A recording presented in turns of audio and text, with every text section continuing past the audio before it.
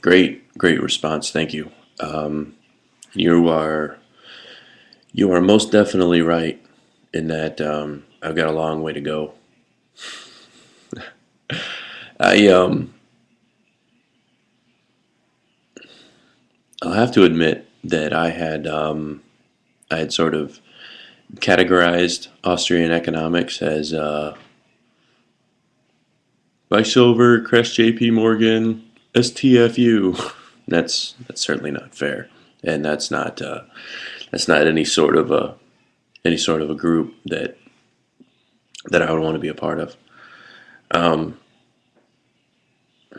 I cannot refute any of your arguments, and the closest thing that I could think of as a that would be a parasitic cartel outside of the state would be you know the drug the drug industry, like the illegal drug industry. However, um, again, you're right, because the reason why that drug industry can exist the way that it does is due to prohibitions on their products. So it ends up making it to where you have to have a certain amount of facility just to provide your product in the first place. So you're definitely onto something there.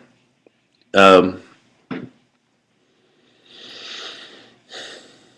I think to give you perhaps an idea of where my confusion may lay, and my resistance to just to subscribe to a school per se, just has to do with my overall, yeah, this is the economics that I agree with, and well, I'm an Austrian, and what if there's this one part of it that I don't agree with? You know, kind of like being a Christian having not read the Bible, and like, well, what about that? What about that part that you might not agree with, where we have to go into Jericho and kill everybody? I don't know. Hopefully, you understand what I'm saying. And yeah, we're definitely homeboys, and I appreciate the response. And yeah, good stuff. And yeah, what more can you say? That was a very comprehensive response.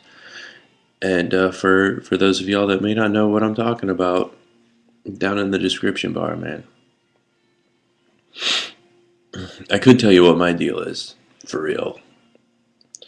Up until 2 months ago,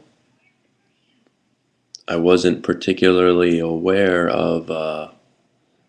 It was like Austrian versus Keynesian. I kind of saw it in the comments, and I've sort of done this uh, hip shake boogie, just sort of picking and scratching the different concepts, and the rest is theoretical, like what I've observed, and what the markets are actually going on.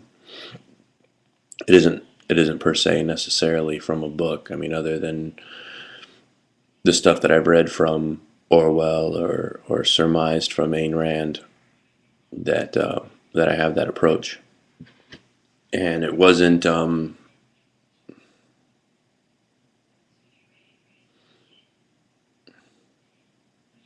necessarily that yeah, I'm this, or yeah, I'm that. It was I had I had incorrectly assumed that we were somewhere between, to put the labels on them, somewhere between the Keynesian and the Austrian model, where you have the intervention, and then the Austrian allowed for the larger entity, and then it was able to thrive. But your theory on that, not theory, I'm sorry, but your explanation, and I say explanation because theory would mean somehow that I don't necessarily subscribe, in what it is just an idea. I think your idea of how corporations have been able to thrive due to man, I can't remember the term you used for it,